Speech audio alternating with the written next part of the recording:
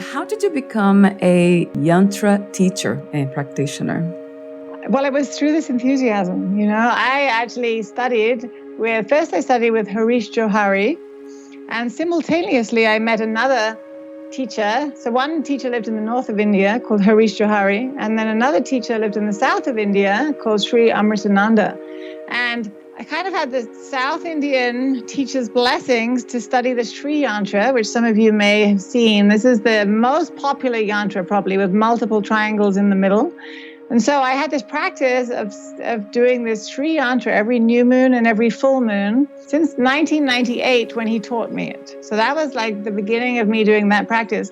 And then simultaneously, I would spend time in North India with Harish Johari, and he taught me the 24 yantras that are in the oracle deck.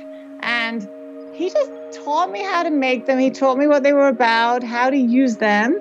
And then when I started practicing them, I would just started notice things in my life that would correspond to the yantras I was choosing, the effect it was having on me, why I was choosing it.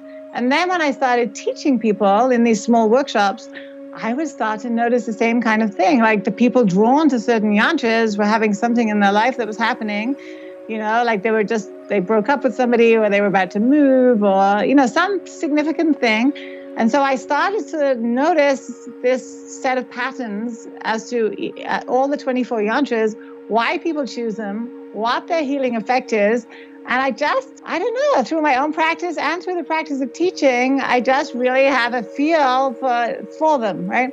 And so once you practice them every day and it just becomes your main spiritual practice, then, in the language here, people who study Tantra, which is actually the study of mantra sound and yantra, mantra and yantra makes a Tantra practice, okay? So it's an ancient practice using yantras.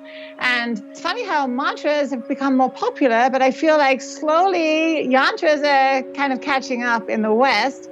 And so a mantrika is someone who practices mantra. Tantrika is someone who studies Tantra and practices. It's like a practitioner. So yantrika is somebody who really is well-versed in yantra. So that's really just kind of the semantics of those words, So yantra is a visual container for the energy of a deity. So it's the energy you meditate on in visual form. And mantra, you could say, is the audible form of the deity. By creating the yantras, we are actively meditating. Yeah, it's actually interesting because a lot of people, they get very quiet. You know how there's been this coloring trend? They get quiet through an activity. And so it's similar in that way. It's just that the activity is not just coloring any shape or pattern. It's actually a very specific pattern that is the container for that energy of the divine, right? It's almost like a formula.